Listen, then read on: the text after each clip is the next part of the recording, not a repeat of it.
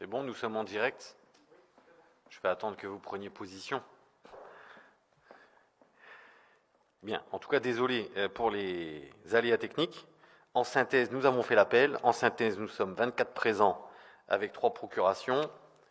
Nous avons M. Bréville qui a donné procuration à M. Chabrier-Guillaume, Mme Jeanne Mouton qui a donné procuration à Mme Imad et M. Périph Pinchot qui a donné procuration à M. Adichan.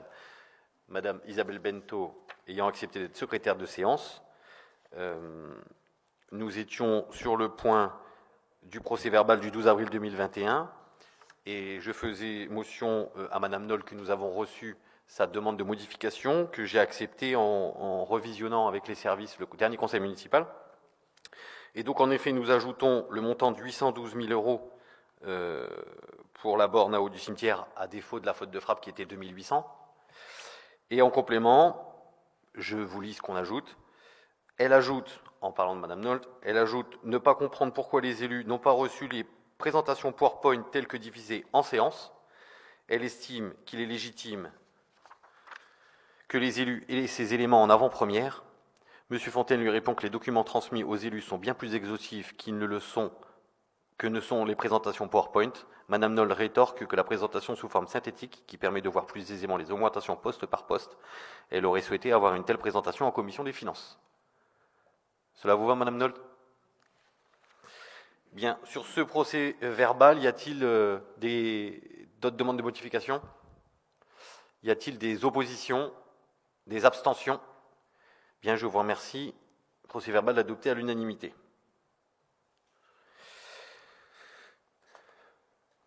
Ensuite, le point 2, il s'agit des subventions aux associations. Je vais laisser la parole à M. Martin qui va nous rapporter cette décision.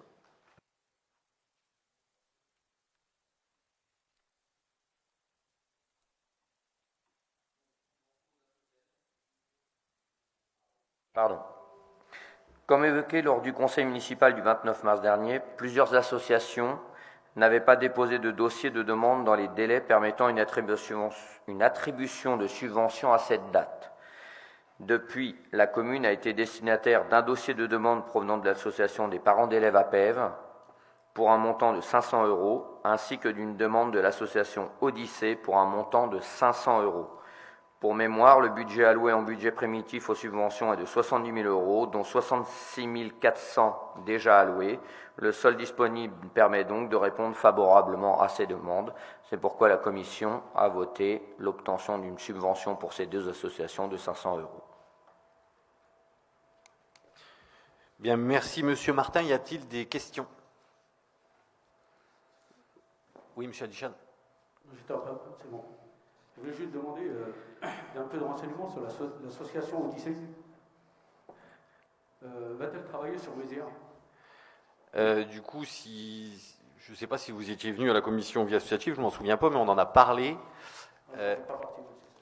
D'accord, je ne sais pas qui était là de chez vous, mais l'association Odyssée intervient depuis de nombreuses années déjà sur le territoire de Mézières, puisqu'elle accompagne, c'est un réseau de professionnels de santé qui accompagne les habitants de notre territoire en fin de vie.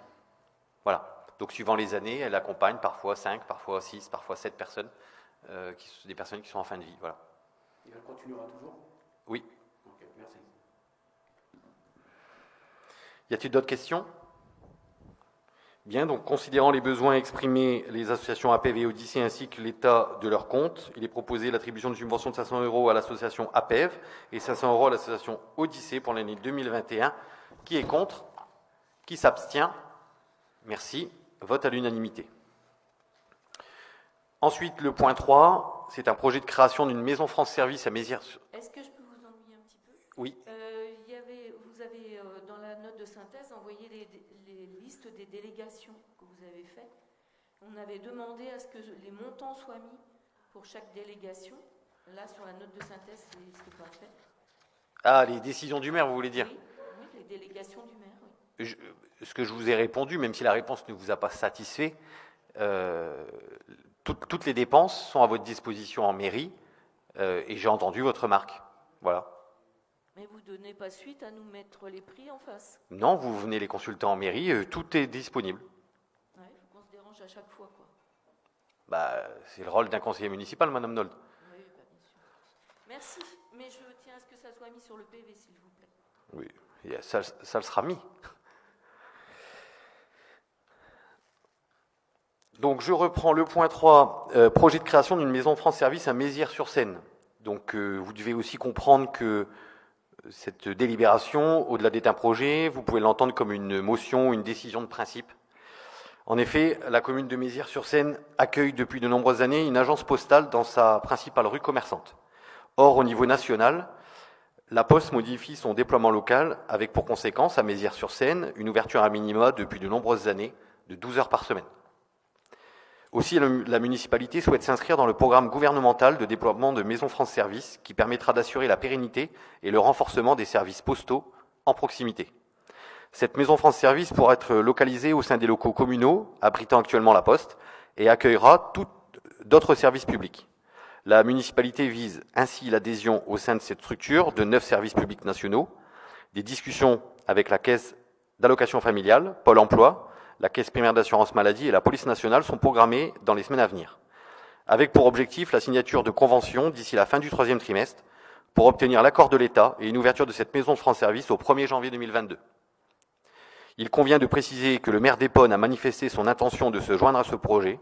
Une convention de financement partagée pourra donc être étudiée entre nos communes dès que les 2 conseils municipaux se seront prononcés sur ce projet en vue d'une adoption en conseil d'ici la fin de l'année.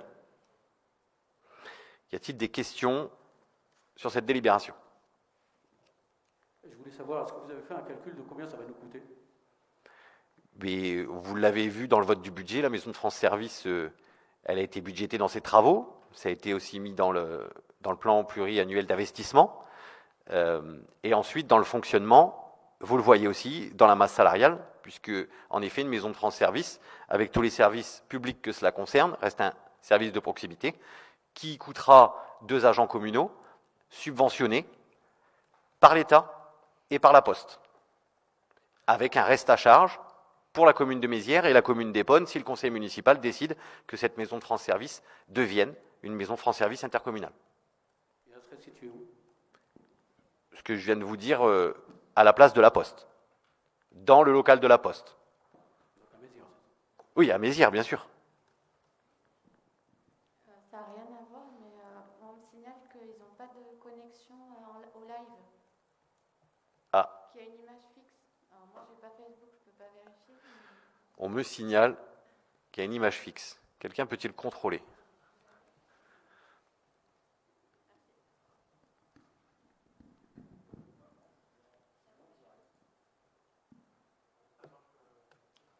C'est bon, ça fonctionne? Non, ça doit être chez la personne. D'accord, certainement, il faut rafraîchir la page. Par contre, j'ai une question sur Oui. l'agence postale communale. Je me suis rendu. Est-ce que cette agence de la communale va traiter les opérations de la banque postale? Non, Donc là, c'est un service qui ne sera plus rendu aux habitants. la banque postale ne sera plus rendue aux habitants puisque la commune ne peut pas gérer les flux financiers d'une banque. On continuera de gérer tout ce qui est lié à la poste hors banque. D'accord. Est-ce qu'il y aura possibilité de mettre un distributeur de billets pour compenser cette... Il y a un distributeur de billets juste en face, Madame Nold. Mais même les opérations qu'on peut faire de compte à compte sur un... Oui, ça j'entends.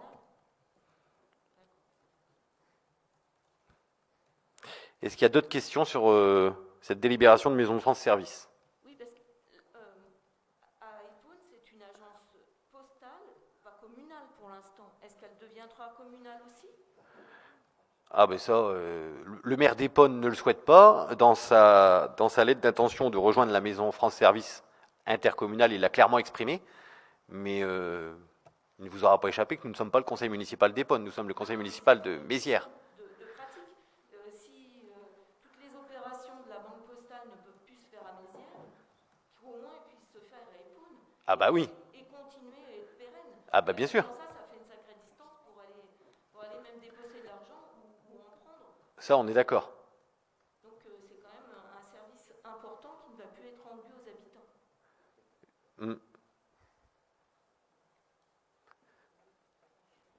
Mais à défaut de regarder ce qui est perdu, regardez ce qu'on va gagner. Vous avez lu la délibération? Oui, j'ai lu très attentivement. Vous croyez qu'une... Réussir à faire rentrer dans un si petit local qui est la Poste, parce que c'est quand même petit maintenant, faire rentrer autant d'intervenants dans un si petit local. Moi, c'est ça. Vous savez combien il fait le local de la Poste, Madame Nold? Non, mais bon, par rapport au guichet. 150 mètres carrés, Madame Nold. Ah, d'accord. Ça devrait aller, je pense. Non, mais je connais pas l'arrière. D'accord? C'est la question que je me posais parce que je trouvais que c'était pas si grand que ça. D'accord. Je ne connaissais pas les profondeurs de la Poste de Mézières. Voilà. Au-delà d'être la Poste, ça reste un bien communal. C'est un bâtiment communal. Bien, d'autres questions? Donc, considérant la volonté de la Poste de fermer son agence postale sur la commune de Mézières-sur-Seine au 30 juin 2021, considérant que la municipalité entend mettre en œuvre tous les moyens légaux possibles afin de préserver les services publics de proximité au profit de la population méziéroise, considérant que le principe d'une maison France Service répond à cet objectif, il est proposé aux membres du Conseil d'acter la volonté municipale de solliciter l'ouverture d'une maison France Service sur la commune de Mézières-sur-Seine et d'autoriser Monsieur le maire à entreprendre les démarches et signer tous les documents relatifs à la création de ce service. Qui est contre? Qui s'abstient? Je vous remercie. Adopté à l'unanimité. Ce qui est forcément lié, convention relative à l'organisation d'un point de contact La Poste, agence communale. Donc pour faire suite à la Maison France Service, comme il va devoir y avoir des travaux, La Poste va fermer cet été, juillet-août, le temps de déménager, ce qui va nous laisser le temps, septembre, octobre, novembre et décembre, non seulement de recruter les agents qui seront dans une maison de France Service, mais aussi de faire les travaux. Et en complément, il est proposé au conseil municipal de m'autoriser à signer une convention avec La Poste pour créer dans la maison de France Service une La Poste intercommunale.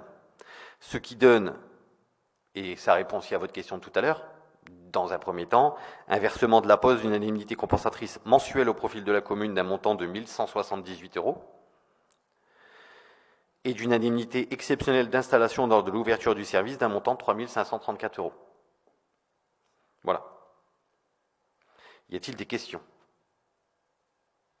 Bien, considérant la volonté de La Poste de fermer au 30 juin 2021, considérant que la municipalité entend mettre en œuvre tous les moyens légaux possibles afin de préserver les services publics de proximité au profit de la population méziéroise, considérant que la convention de partenariat proposée par La Poste répond à cet objectif et équilibrée dans ses obligations réciproques, il est proposé aux membres du Conseil d'adopter la convention avec la société La Poste relative à l'organisation d'un point de contact La Poste agence communale à compter du 1er janvier 2022 et d'autoriser Monsieur le maire à la signer.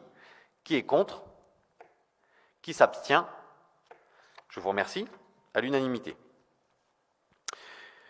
5e point, modification du tableau des effectifs pour la création de postes.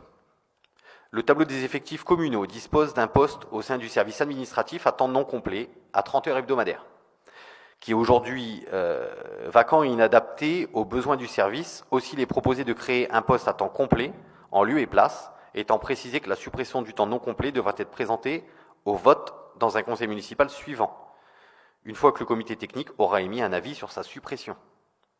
Dans un second temps, toujours au sein du service administratif, il est proposé de créer un poste à temps non complet de 17h30 hebdomadaires dans le cadre de l'important travail qui a été entamé concernant le cimetière. En effet, non seulement il s'avère opportun de procéder à l'apport de nouveaux services au sein du cimetière communal, columbarium, caverne, mais il est également nécessaire de reconstituer une base de données sur les concessions déjà attribuées afin de procéder aux reprises qui n'ont pas effectuées depuis de nombreuses années. Ce travail a été entamé par un agent dont le contrat de remplacement s'est achevé. Il convient de pouvoir lui proposer de poursuivre sur un temps non complet conforme à sa situation personnelle. Enfin, il est proposé de créer un nouveau poste au sein du service technique sur le grade d'adjoint technique à temps complet afin de renforcer l'équipe par le recrutement d'un peintre. L'objectif de ce recrutement est de permettre de lisser sur l'année tous les travaux de peinture nécessaires au bon entretien des bâtiments communaux. En intégrant ces missions au service technique, la municipalité souhaite diminuer le coût de ses travaux et optimiser sa réactivité. Afin d'améliorer le suivi des postes communaux, ces derniers seront désormais numérotés, ce qui n'était pas le cas jusqu'à maintenant. Un tableau récapitulatif des postes avec une numérotation pour chaque seront présentés prochainement en conseil municipal, une fois que l'historique de l'existant aura été intégralement retracé. Et nous aurons aussi à voter ultérieurement des suppressions de postes, bien sûr. Y a-t-il des questions sur ce sujet? Monsieur Adichan. Je vais revenir juste sur le recrutement du peintre. Oui. Est-ce qu'il sera polyvalent ou il sera juste peintre? Bien évidemment, comme tous les agents techniques, vous savez qu'ils sont polyvalents. Mais il n'empêche que nous avons la volonté qu'ils aient chacun les spécialités. Aujourd'hui, à Mézières, pour n'en citer que quelques-uns, on en a certains qui ont une spécialité électricité, d'autres maçons, et aujourd'hui, nous voulons un peintre. Vous savez que nous ouvrons une classe à l'école des Tilleuls. Nous avons la volonté, vous l'avez vu dans le plan pluriannuel d'investissement, de rénover 3 classes par an. Il y a beaucoup de choses à réhabiliter. Si on regarde ne serait-ce que la salle des fêtes, on voit des petites traces de peinture à droite à gauche. Si à chaque fois on fait appel à des sociétés, ça coûte beaucoup d'argent. Et nous souhaitons pérenniser un emploi de peintre pour effectuer tous ces travaux toute l'année, donc dans les écoles pendant les vacances et sur le reste des bâtiments communaux hors vacances scolaires.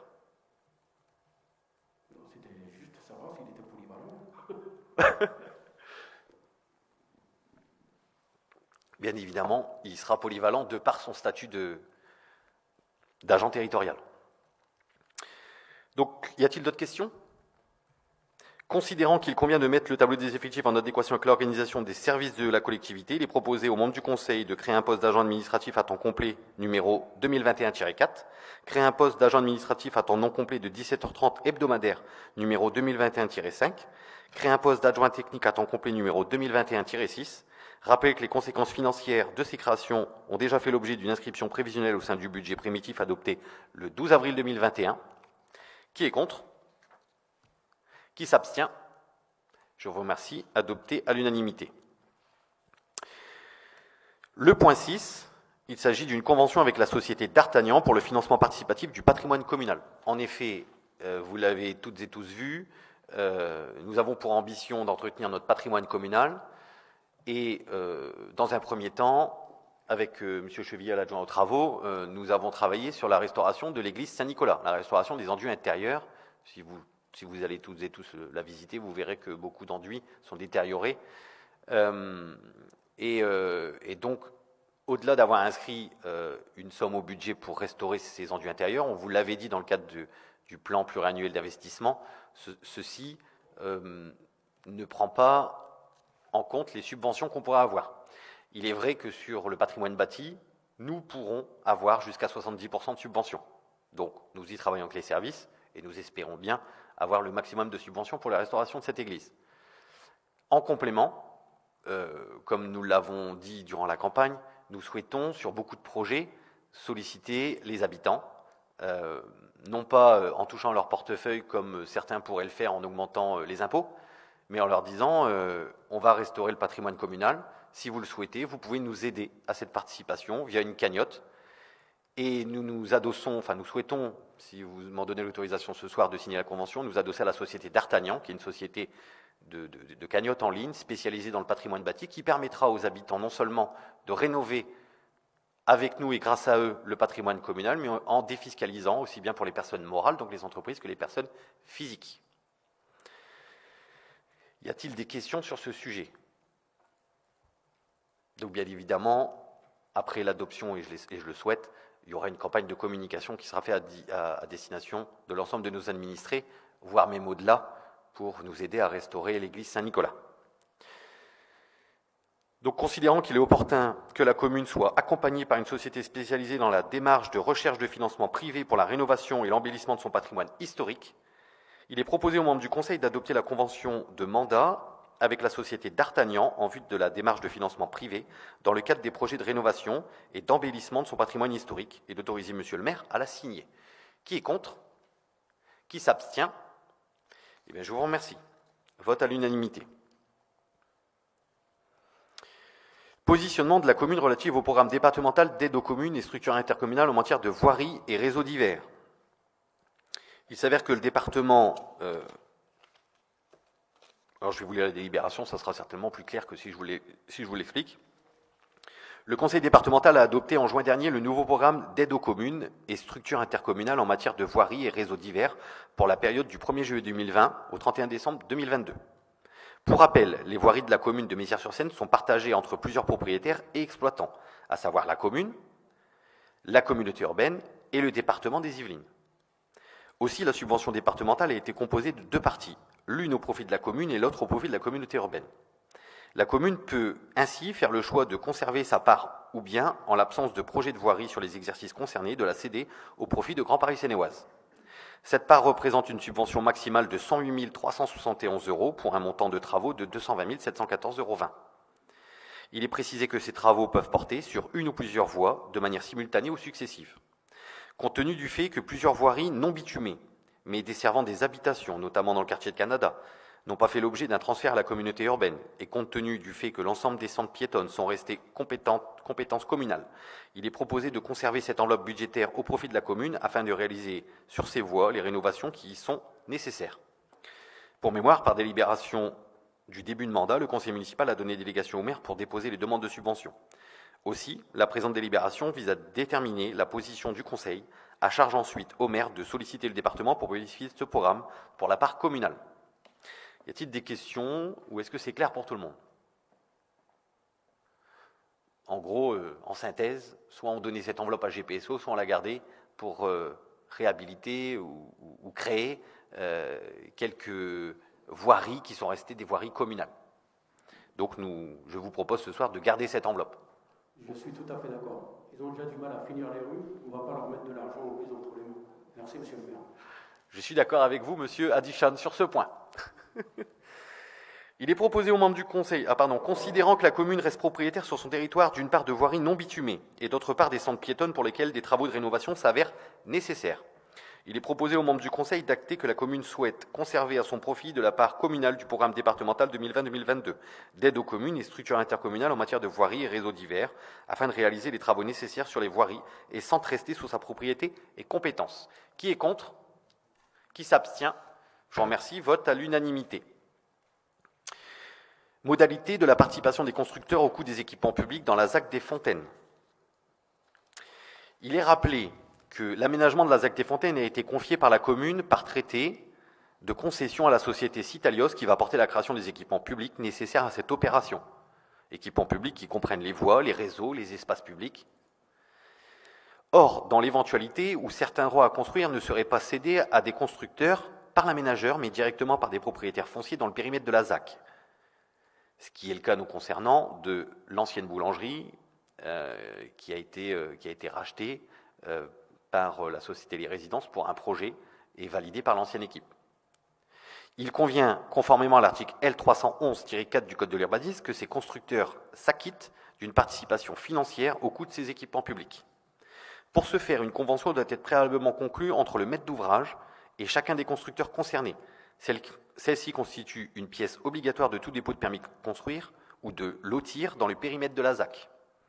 Aussi, il convient de déterminer les modalités d'une telle participation, étant précisé que le coût des équipements publics ne peuvent être que prévisionnels, compte tenu que le dossier de réalisation de la ZAC est encore en phase d'étude.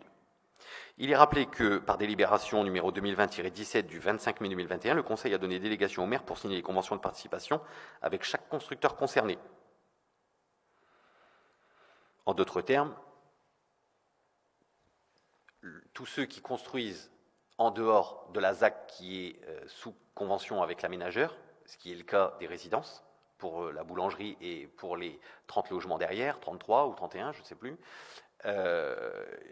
cette délibération leur donne obligation de payer Citalios et donc d'abonder le bilan financier de l'opération de la ZAC, puisqu'ils vont jouir de l'ensemble des équipements publics qui vont être à proximité, par exemple la rue de Bellevue et le bout de la rue Émile Zola ainsi que la Placette, tout ça ils vont en jouir, donc c'est normal qu'ils participent. Voilà. Ce qui, dans cette délibération, leur demande 226 € du mètre carré de surface de plancher bâti. Y a-t-il des questions sur cette délibération? Je voulais savoir pourquoi on ne prend pas cette méthode pour tous les constructeurs qui sont sur Mézières. Pourquoi on ne prend pas cette... Mais parce que La ZAC, c'est un outil qui nous permet de maîtriser une partie de notre foncier et puis surtout de création de voirie, alors que sur les autres...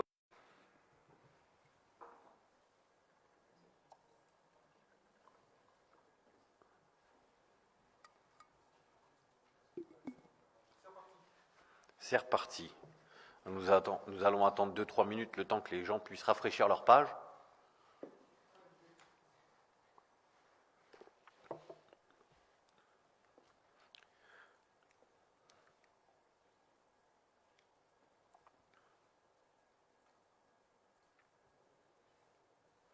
Bien, nous reprenons et nous excusons de ces problèmes techniques ce soir. Ce n'est pas dans les habitudes, mais bon, ça arrive. Du coup, nous étions au point 8 sur les modalités de la participation des constructeurs au coût des équipements publics dans la ZAC des Fontaines. Y a-t-il d'autres questions sur ce sujet? Non, très bien. Donc, considérant qu'il convient de déterminer les modalités de participation des constructeurs ayant acquis des droits à construire au sein de la ZAC des Fontaines autrement que par l'intermédiaire de l'aménageur Citalios. Considérant qu'il y a nécessité de délibérer sur des modalités de participation en amont de l'adoption du dossier de réalisation de la ZAC des Fontaines, afin de permettre la réalisation du projet de construction de logements sociaux au sein de l'îlot précité. Il est proposé aux membres du Conseil de fixer le montant de la participation des constructeurs au coût des équipements publics dans la ZAC des Fontaines à 226 € du mètre carré de surface de plancher autorisé par les permis de construire initial et modificatifs éventuels délivrés avec une indexation de 2% par an applicable à compter de la date d'approbation du dossier de réalisation jusqu'à la date de versement effectif de chaque échéance de participation. Dire que ce montant pourra être ajusté consécutivement à l'approbation du dossier de réalisation de la ZAC des Fontaines. Qui est contre? Qui s'abstient? Vote à l'unanimité, je vous en remercie. Le 9e point à l'ordre du jour, il s'agit là aussi d'une note d'intention, d'une motion, association de la commune de Mézières-sur-Seine au dispositif Les Petites Villes de demain, porté par la commune d'Épône. Le dispositif national Petites Villes de demain vise à améliorer les conditions de vie des habitants des petites communes et des territoires alentours en accompagnant les collectivités dans les trajectoires dynamiques et respectueuses de l'environnement. Le programme a pour objectif de renforcer les moyens des élus de villes de moins de 20 000 habitants exerçant des fonctions de centralité pour bâtir et concrétiser les moyens de concrétiser, elle est pas mal, mais on changera, leur projet de territoire tout au long de leur mandat jusqu'à 2026. Le programme a été lancé le 1er octobre 2020 par Jacqueline Gouraud, ministre de la Cohésion des Territoires et des Relations avec les collectivités territoriales, piloté par l'Agence nationale de la cohésion des territoires, au plus près du terrain et des habitants, grâce à ses délégués territoriaux, les préfets de département. Le programme bénéficie de la forte mobilisation de plusieurs ministères, de partenaires financeurs, Banque des territoires, l'ANA, le CEREMA, l'ADEME. C'est aujourd'hui, on sollicite, en tout cas vous me donnez mandat pour solliciter Madame la Ministre pour qu'elle puisse nous adosser au dispositif Petites Villes de demain qui a déjà été validé pour la commune d'Épône. Au même titre que, peut-être vous avez suivi l'actualité, il y a eu les actions cœur de ville, pour les grandes villes. Actions cœur de ville, par exemple, que la ville de Limay a été rattachée à l'action de cœur de ville de Mantes-la-Jolie, ou que la ville de Meulan a été rattachée à la ville des Mureaux. Aujourd'hui, je souhaite pouvoir être rattaché à la ville d'Épône, puisque nous mutualisons un maximum de services. Nous avons cette volonté de mutualiser un maximum de services. Nous allons avoir un quartier de gare en commun.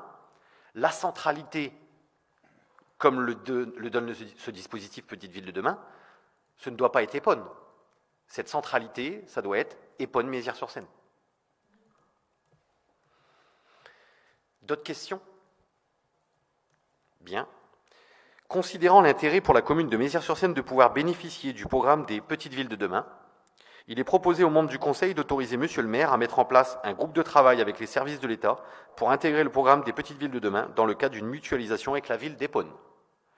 Qui est contre? Qui s'abstient? Je vous remercie à l'unanimité. 10e point, je vais laisser Madame Mélohari le rapporter. Il s'agit de la participation de la commune à la carte imaginaire pour l'année scolaire 2021-2022. Bonsoir à tous. Alors, pour rappel, la commune, comme chaque année, prend en charge une partie du coût de la carte de transport en commun imaginaire pour les collégiens et lycéens fréquentant les établissements du privé et du public du secondaire. Cette subvention, elle s'élève à 95 € par titulaire pour les Mézièrois sans distinction de revenus ou autre.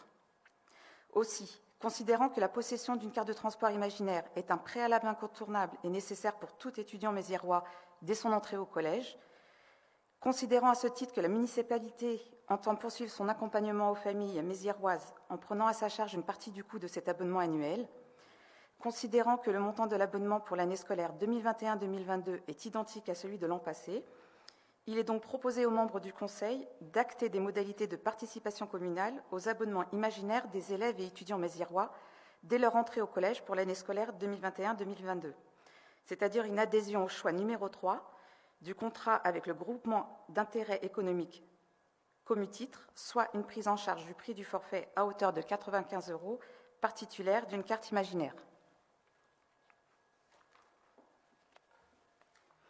Bien, je vous remercie, Madame Elouari.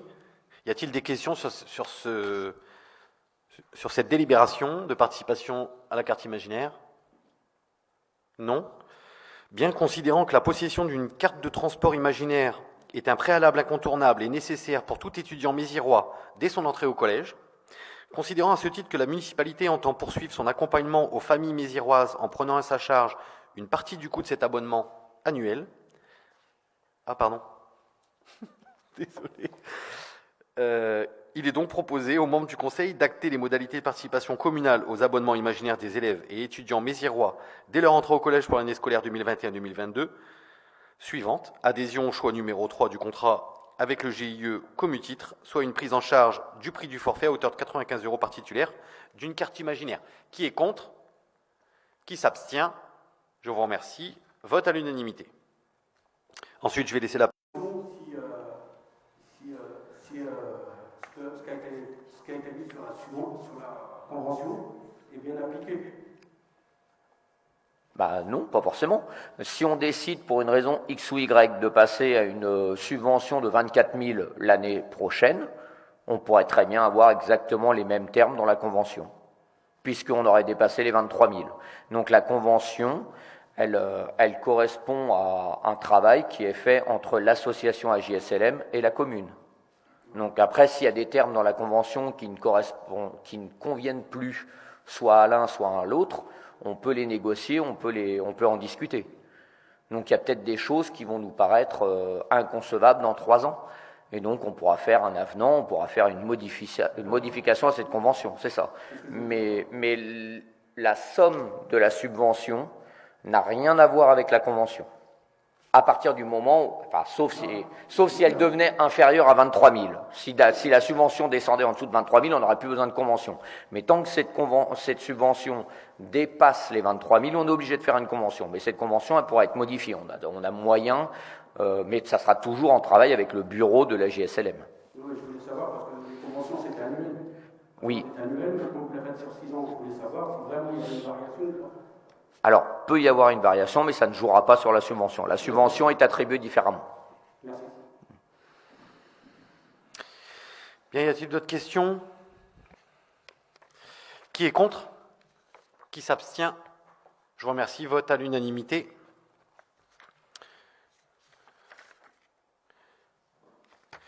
Bien, nous devons, avant les questions diverses, puisque nous en avons reçu par mail, nous devons tirer les jurys d'assises.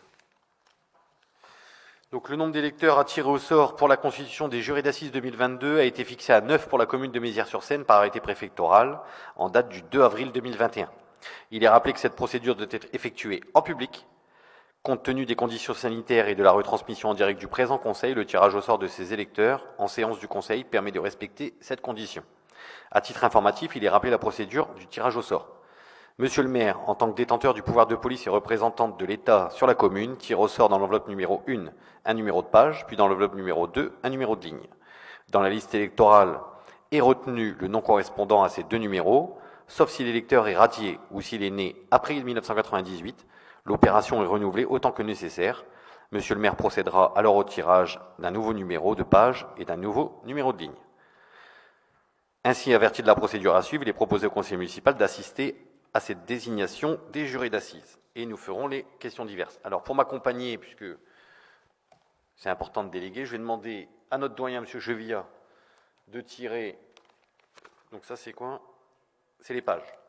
Donc toi, tu tireras les pages. Et je vais demander à Thomas Alberstadt, s'il veut venir à mes côtés, notre Benjamin, de tirer les lignes. Et comme ça, je vais vous donner les noms.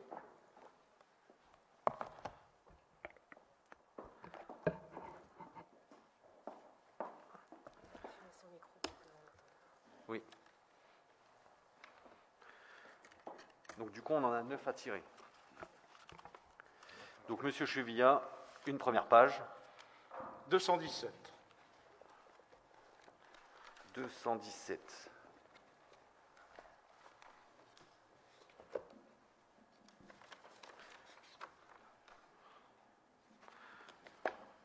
Monsieur Alberstadt, une ligne. 4. 217, le numéro 4. 1, 2, 3, 4. Il s'agit de Potin Harry Christophe, né en 1948. Il remplit les conditions. Deuxième ligne. La page 61. 61.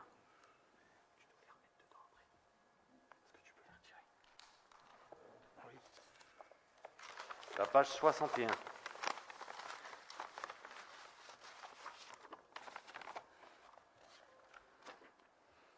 Numéro de ligne. 7. 7. 1, 2, 3, 4, 5, 6, 7. Madame Collet Virginie Daniel Claude, née en 1959. Elle remplit les conditions. Par contre, du coup, Thomas, il faut bien à chaque fois remettre les numéros dedans, parce que tu peux les retirer. Une autre ligne, Monsieur Chevillard. 4.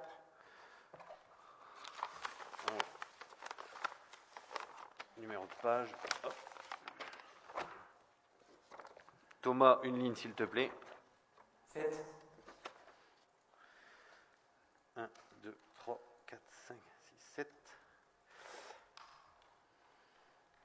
Donc, Madame Alaou Chiche, Linda Lucie, née en 84. Elle remplit les conditions. Une page. 102.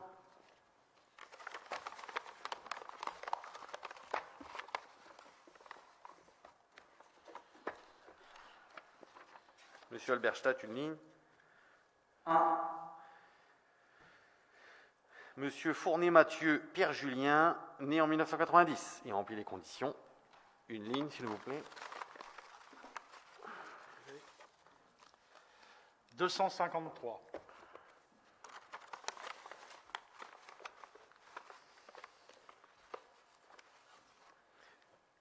9. 1, 2, 3, 4, 5, 6, 7, 8, 9. Madame Timon Annie Marie-André, née en 1957, elle remplit les conditions.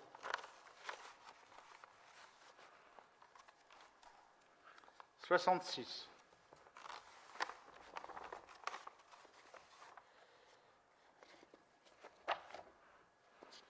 'Alberstadt. 6. 1, 2, 3, 4, 5, 6. Madame Cravoisier Suzanne Georgette Bernadette, née en 1934. Et elle remplit les conditions.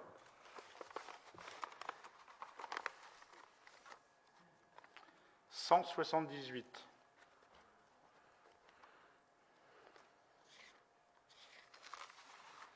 'Thomas. 7. 1, 2, 3, 4, 5, 6, 7. Monsieur Mantovani Dorian Pierre, né en 1997, il remplit les conditions. C'est ça, hein, c'était 98. Encore, oui, encore 2. 266.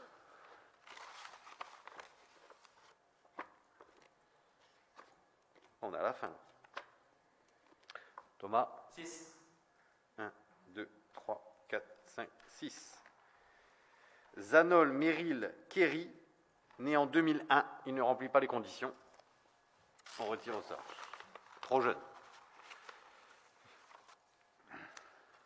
265. Thomas. 3. 1, 2, 3. Vallon Cathy Brigitte, née en 1982. Elle remplit les conditions. Et le dernier, le numéro complémentaire. 240.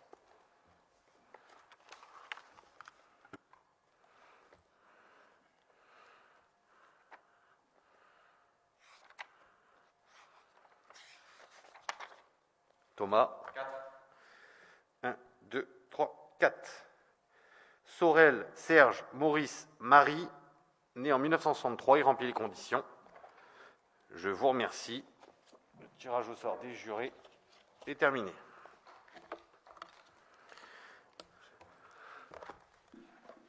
Merci. Bien, du coup, monsieur Da, vous aviez des questions diverses puisque vous nous les aviez envoyées par mail. Monsieur le maire, Oui. excusez-moi, je veux juste signaler aux techniciens s'ils peuvent améliorer un peu le son de l'opposition, s'il vous plaît. Ça améliorerait le son. Merci. Il faut le monter, c'est ça? Il faut monter le son. Ah oui?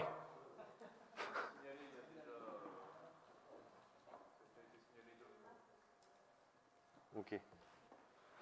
Bon, bah, désolé.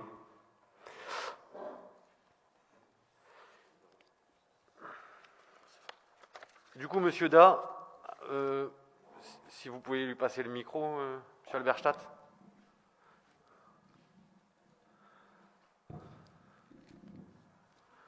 Monsieur le maire, mesdames et messieurs les membres du bureau municipal, mes chers collègues, j'ai deux constats à faire et une question à poser. Premier constat, stationner à Mézières-sur-Seine devient de plus en plus difficile, et en particulier au niveau du lotissement du 8 mai en haut du Mézières. Le lotissement du 8 mai, dont le projet a été initié et lancé par l'ancienne équipe municipale, que je remercie au passage, et dont les travaux ont pris fin au deuxième trimestre 2019, pose un vrai problème de stationnement. Ce problème de stationnement peut avoir des conséquences graves sur la sécurité des résidents. Stationnement sauvage, manque de visibilité, etc. Il y a déjà eu 2 accidents en moins de 2 ans, si je ne me trompe pas. Aujourd'hui, il n'y a pas assez de place pour stationner. Il n'y a pas assez de place de stationnement disponible pour permettre à tout le monde de stationner en toute sécurité sans mettre en danger la sécurité des autres. D'ici 10 ans, le nombre de voitures sera doublé car les enfants qui ont 8 ans aujourd'hui auront 18 ans et pourront avoir leur propre voiture. Si j'ai bien compris la dernière fois, même avec l'arrivée du RRE, les transports en commun posera toujours problème entre le haut et le bas du Mézières. Deuxième constat, dans le cadre des campagnes pour les élections à venir, j'ai rencontré quelques habitants de la rue nationale qui se plaignent de la grande vitesse avec laquelle les voitures circulent dans cette rue, alors qu'il y a des habitations qui donnent directement sur la rue, avec le risque d'écraser un enfant. Toutefois, ce constat est partagé par la majorité des habitants de notre ville. Le lotissement de la rue du Fossé Ramé, les panneaux zone 20 km/h ont été installés. Je vous remercie et je remercie mes collègues de la commission sécurité d'avoir œuvré pour. Mais il faut encore aller plus loin. Donc ma question est celle-ci, monsieur le maire. Qu'est-ce que vous comptez faire pour résoudre les problèmes de stationnement au niveau du lotissement du Fossé Ramé en haut du Mézières? Pour faciliter réellement la mobilité entre le haut et le bas du Mézières. Et enfin, pour lutter contre le non-respect des limitations de vitesse dans notre ville pour assurer la sécurité de nos administrés. Je sais bien que la sécurité n'a pas de prix, mais elle a un coût. Elle coûte cher. Ô combien La vie n'a pas de prix et elle est précieuse. Je vous remercie. Bien, merci Monsieur Da. Alors dans votre question, il y en a plusieurs. Je vais essayer d'être le plus exhaustif possible. En ce qui concerne le fond de votre question sur le stationnement rue du 8 mai, en effet, c'est un constat difficile. J'ai reçu à plusieurs reprises des administrés autour de ce quartier de la rue du Fossé-Ramée, et j'ai demandé à GPSO de travailler sur du stationnement dans la rue du 8 mai, entre le trottoir, ce qui pourrait aussi permettre de casser la vitesse. Voilà. Donc j'espère avoir une réponse positive de GPSO sur le sujet. Bien évidemment, je pense également que ça ne suffira peut-être pas. Mais on va essayer de rattraper ce qui est rattrapable sur le sujet. J'y passe souvent et je constate beaucoup de stationnements et avec beaucoup de difficultés et beaucoup d'enfants. Moi-même, j'y passe doucement, mais enfin voilà, ils sont en trottinette sur la voirie, etc. Enfin, c'est leur droit, et ça peut être très dangereux. D'ailleurs, sur ce sujet, vous remarquerez que j'ai pris un arrêté. La rue Fossé-Ramée était limitée à 30 km/h, je l'ai fait limiter à 20 km/h. Ce qui me permet de rebondir sur les excès de vitesse dans Mézières. Vous l'avez certainement vu passer ou pas. J'ai demandé à la police pluricommunale, puisqu'ils ont un radar mobile, de faire des opérations coup de poing dès qu'ils en auront l'opportunité. Pour l'instant, c'est vrai que je suis comme vous, je constate pas mal d'excès de vitesse et parfois, par exemple, rue Henri Bretonnet, le stop qui est glissé. Je mets en garde les habitants, la police pluricommunale, et je les en remercie, répondent à cette demande. Alors bien évidemment, il ne reste pas très longtemps, puisque maintenant vous savez tous qu'avec Waze, ils se font vite repérer. Donc en règle générale, il reste entre 30 à 45 minutes sur un endroit. Mais j'y suis sensible, et bon nombre des administrés m'ont déjà interpellé sur le sujet. Donc action, nous allons mettre en place. Et enfin, en effet, quand nous avons fait campagne à la Villeneuve, beaucoup d'habitants m'ont interpellé sur le transport en commun et sur le travail que nous pourrons effectuer avec l'arrivée du RER-E. Croyez-en ma détermination la plus complète, de manière à pouvoir permettre aux habitants, aux étudiants, aux travailleurs de la Villeneuve, de pouvoir se rabattre en transport en commun, et ce régulièrement, notamment en heure de pointe, puisque je pense que ça limitera aussi la nécessité d'avoir plusieurs voitures par foyer. Donc j'y travaille et j'y mets énormément d'énergie. Donc j'espère que ça paiera. Voilà. Et j'espère que Grand Paris Seine-et-Oise pourra nous donner, dans le cadre justement de ce marché, des bonnes nouvelles. Voilà, j'espère avoir répondu à toutes vos questions, Monsieur Da. Monsieur Alberstadt, comme à l'accoutumée, y a-t-il des questions sur les réseaux sociaux? J'ai vu qu'il y avait beaucoup de commentaires dus au son, donc encore une fois, désolé. Oui, il y a deux questions. La première, de Madame Valtre. Je salue votre initiative d'avoir installé des barrières de sécurité aux abords de l'école de la Villeneuve, mais est-ce bien nécessaire de les baisser 30 minutes avant l'heure de sortie? Il y en a une seconde, donc autre question. Qu'en est-il de l'installation de l'antenne 5G au stade de la Conche? Nous vous avons contacté par mail suite à quelques courriers distribués à certains pour vous informer que nous n'avons pas reçu ce document et qu'il nous semble prématuré d'installer cette antenne sans véritable concertation. Bien, eh bien, je vais répondre à ces deux questions. Merci Thomas, et merci aux administrés de répondre, de poser ces questions. Premièrement, sur la sécurité des écoles, dans la logique de ce que M. Da vient de dire, il me serait irresponsable que de jouer avec la sécurité des enfants. Et on a su les mettre en sécurité à l'école du bas, il est nécessaire de les mettre en sécurité à l'école du haut. Maintenant, quelques habitants, et d'ailleurs ils vont avoir une réponse par écrit de ma part, ont fait une pétition contre ces barrières et contre la fermeture. Je les ai entendus, et c'est pourquoi j'ai assoupli de 15 minutes par créneau, ce qui nous fait quand même 1 heure d'assouplissement par jour de fermeture de la rue. Et je l'ai encore plus assoupli, puisque tous les habitants qui résident dans cette rue peuvent dorénavant sortir de la rue, et ce, peu importe l'heure. Ils ne peuvent juste plus rentrer. Ce qui permet, s'il y a un besoin quelconque, peu importe l'heure, on peut se garer un peu plus loin comme les parents d'élèves, on va à pied, on ira chercher sa voiture a posteriori. Mais au moins, quand on part au travail, on peut partir au travail quand on habite la rue de la Villeneuve. Donc j'ai écouté cette pétition. Maintenant, en effet, dans la réponse que je vais leur faire, il faut savoir qu'à aujourd'hui, pour répondre à la dame qui a posé la question, il y a des entrées à l'école alternées, puisque la Covid nous restreint à ne pas faire entrer tous les enfants en même temps, mais d'échelonner les entrées. Donc forcément, au lieu de rentrer en 10 ou 15 minutes, on va rentrer en une demi-heure. Donc j'espère que dès septembre, ce protocole sanitaire sera assoupli et que je pourrai encore diminuer d'un quart d'heure la fermeture. Voilà. Mais j'essaie au maximum de répondre aux besoins des administrés tout en préservant la sécurité de nos enfants. À ce sujet, par rapport au décalage des rentrées d'école, on a dit, j'ai plus d'enfants scolarisés, donc je connais plus trop bien le sujet, mais on m'a dit que ça n'existait pas, ça n'existait plus le décalage. Donc est-ce que vous pouvez pas ramener à juste une demi-heure la sortie, le temps de sortie des élèves? Je pense que Madame Noll, alors moi j'ai plus d'enfants à l'école, mais on a des parents d'élèves ici qui nous valident que ça existe toujours.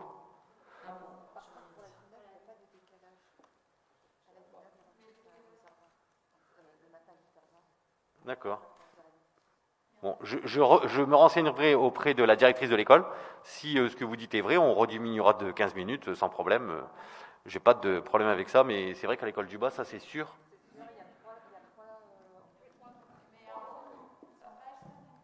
Apparemment, non, il n'y a plus ce décalage. Écoutez, ça faisait un attroupement, parce que les personnes qui avaient des enfants dans différentes classes étaient obligées d'attendre et donc ça faisait beaucoup de monde devant l'école. Donc apparemment, il n'y a plus ce décalage à la Villeneuve. Donc il devrait y avoir qu'une partie d'une demi-heure maintenant de blocage des barrières. Vous avez mon engagement ce soir que je me renseignerai de nouveau, et si c'est le cas, on remodifiera l'arrêté, chose qui a déjà été faite il y a une semaine, mais c'est pas grave. Par contre, il y a quelque chose qui... Est-ce que je peux répondre aux administrés qui ont pris le temps de poser une question? Et je vous rappelle que les questions diverses, il faut les poser à l'écrit, en amont. Mais c'est quelque chose qu'on a déjà posé dans les questions diverses antérieures, donc c'est un dossier que vous connaissez. Allez-y.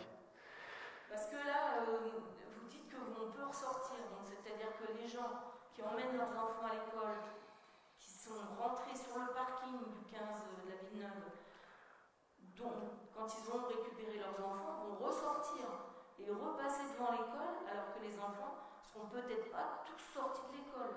Je trouve pas que c'est une mise en sécurité... Ce pourquoi on ferme plus tôt. Parce que les enfants qui arrivent à 8h20, les parents ils vont jamais venir à 8h se garer sur le parking. Ils arrivent à 8h15.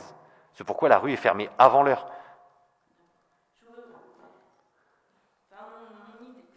C'est une idée personnelle, mais pourquoi pas revenir au sens initial? Au moins les gens remonteraient la rue de la Villeneuve et ne passeraient pas devant l'école. Ça serait quand même plus de sécurité. Enfin bon. C'est pas une question qui a été discutée en commission, donc je n'ai pas pu mettre mon grain de sel, qui n'est peut-être pas forcément le bon, mais au moins on aurait pu en discuter et se déranger sur place de voir les problèmes. Parce que quand on en discute comme ça, sans connaître bien le sujet, c'est très difficile de voir tous les avantages et les inconvénients que causent certaines décisions. Et je trouve que là, si on peut ressortir, ça peut être un problème de sécurité pour les enfants. Écoutez, Madame Nolde, qui sera annulé et qui annulera le bénéfice des barrières. Le changement que vous avez effectué à la fin de votre mandat, vous l'avez fait unilatéralement. Dans le cadre de la campagne, des habitants m'ont sollicité en me disant quel est votre positionnement. J'avais promis de faire une enquête au niveau local pour savoir s'ils étaient pour ou contre la remettre dans le sens initial. La pétition, tout le monde ne l'a pas vue. C'est exactement comme d'autres lettres que certaines ont eues pour la 5G. Non mais vous me dites ce que vous voulez, mais on va en revenir sur la 5G justement. Parce que vous faites des belles phrases, mais il n'empêche que les statistiques, et j'en ai parlé lors de mes vœux, montrent qu'à, je ne sais plus, c'était 75%, les habitants souhaitaient que la rue de la Villeneuve soit remise dans le sens initial. Point. Je n'ai fait qu'acter ce que les habitants m'ont demandé. Mais au départ, il n'y avait pas des barrières, donc il n'y avait pas ce problème de barrières. Donc il faut peut-être regarder tous les avantages et inconvénients pour prendre une décision. J'entends depuis un an que c'est beaucoup d'inconvénients pour vous, mais en tout cas, aujourd'hui, c'est ainsi. Vous savez, c'est pas que moi. D'abord, comment je suis pas un riverain, donc, mais je connais bien le quartier, donc j'estime qu'en tant qu'élu, je peux m'exprimer. Non, mais à chaque conseil, vous vous exprimez sur le sujet, ça va, vous êtes entendu. Ensuite, pour répondre à la question de la dame ou du monsieur, donc je ne sais plus le nom, sur la 5G, en effet, il y a eu une enquête au niveau de 50 foyers qui étaient entre 168 mètres et 250 mètres de cette future potentielle antenne 5G. Ce soir nous montre encore que la 5G à Mézières, ça manque, et on n'est pas à la Villeneuve, on est dans le bas de Mézières. Il s'avère que, dans la même lignée que pour le sens de la rue de la Villeneuve, les 50 foyers, sur 50 foyers, on a eu 4% d'avis négatifs. 2 foyers ont répondu négatif à l'antenne 5G. Suite à quoi j'ai été interpellé et quelques nombreux habitants ont été un peu interpellés par l'association Aimé, que tout le monde connaît. L'association Aimé m'a fait une pétition. Et elle m'a écrit, elle m'a pas fait une pétition, elle m'a écrit, mais elle a interpellé des habitants qui n'ont pas été sollicités dans le cadre de l'enquête, puisque certains habitent à 280, 300 mètres, 320 mètres, voire certains que je ne connais pas, mais bon, on ne connaît pas tout le monde. Et il s'avère que malgré cela, en prenant en compte tous les habitants que nous n'avons pas remis dans les 50, en les comptant, on n'obtient que 14% d'avis négatifs. À date, j'ai donc demandé à la société Orange d'étudier la radiographie pour savoir si cette future antenne répond aux 3 exigences que je leur avais fixées, à savoir être le plus éloigné possible des habitations, couvrir tout Mézières-sur-Seine et avoir le moins d'impact visuel possible. Point. Monsieur le maire, je vais revenir sur la 5G. On a eu un retour, il y a pas mal de personnes qui vous ont envoyé un mail à propos de la 5G et qui n'ont jamais eu de retour. Et je voulais savoir pourquoi vous organisez pas une réunion vous-même ici dans la salle avec ces habitants et Orange. Et comme ça, il y aura une explication entre vous. Non, mais à un moment donné, on a consulté les habitants. Déjà, ils vont tous avoir une réponse. Donc déjà, sachez-le. Tout comme la pétition de la rue de la Villeneuve, les courriers sont en signature, ils sont prêts. Tous les habitants qui nous auront sollicités auront une réponse. Point. Mais vous pouvez faire tout le ramdam que vous voulez, allez voir tous les gens que vous voulez avec vos pétitions. Vous voyez, ça ne marche pas. Monsieur le maire, parlez pas de ça, vous étiez champion pour ça. D'accord. Très bien. Tous les conseils, vous venez dire, j'ai vu des gens qui m'ont dit, nous aussi on va voir des gens, monsieur le maire. C'est bien, je vois. Je vous dire, c'est un random. On vous apporte ce qui se passe dans Mézières. Non. On n'est pas en train de vous raconter des bêtises, puisque les gens posent des questions justement sur Facebook. Vous êtes maire de tout le monde, vous devez leur répondre. Qu'est-ce que je viens de faire? Je leur ai pas répondu. Pour l'instant, vous n'avez rien fait encore. Je viens de répondre publiquement. Oui, publiquement, mais quand ils vous ont envoyé un courrier, il fallait leur répondre par courrier. Non, nuance. J'ai fait une enquête pour savoir qui était contre, qui était pour. Point. Et pas tout le monde, monsieur le maire, c'est ce qu'ils disent. Il y en a qui n'ont pas reçu de courrier, ils ont pas reçu cette demande. Donc ils vous ont envoyé un courrier pour savoir où c'en était. Écoutez, vous n'avez jamais répondu. Écoutez, vos soutiens politiques qui habitent à 400 mètres, quel soutien politique? Forcément, je ne les ai pas consultés. Mais arrêtez de mettre ça sur la politique. Vous sentez toujours persécuté, monsieur le maire. Depuis tout à l'heure, on est toujours pour vous pour l'instant. Dès qu'on vous dit non, vous devenez méchant. Mais je ne suis pas méchant. Je trace la réalité. Bien. Dans votre rayon de 250 mètres, il y avait quand même la rue de Mézerolles. La rue de Mézerolles, personne n'a reçu de la lettre. Donc, votre rayon était très mal fait. Quand je vous ai dit l'autre jour que certaines maisons étaient bien dans ce rayon-là, je savais ce que je disais et je peux vous montrer comment ça s'appelle, le rayon qui est fait par rapport à l'antenne. Et ces maisons-là, ça a été bien compris dedans. Ils n'ont jamais reçu de lettre. Donc, en fait, si on fait une enquête par rapport à la 5G, en plus, on sait que les champs électriques sont plus importants à 600 mètres et au-delà, alors que des fois, les habitations qui sont à 50 mètres n'ont pas ce champ électrique. Donc, c'est vraiment une enquête qu'il faudrait être faite pour tous Mézières. Le point positif dans tout ça, c'est que si on en a oublié, vous vous êtes chargé de le faire. Et le résultat est que 14% d'avis contre. C'est tout ce que j'ai à dire. Mais franchement, c'est notre rôle de diffuser Très bien. ce qui n'est pas diffusé. Je vais vous dire, moi, quand j'avais vu la lettre, j'ai dit, bah, monsieur le maire, il fait ce qu'il faut. Il informe tout le monde. Et en réalité, c'était très peu de gens. Donc là, c'est pas normal. Et il faut le faire. Quand on fait une enquête, il faut la faire complètement ou pas du tout. C'est vrai que vous êtes doué dans les enquêtes et dans l'avis que vous demandez à la population. Vous avez su le prouver. Je vous remercie. Le conseil municipal est clos. Bonne soirée à tous. Je demanderai à la majorité de rester, s'il vous plaît.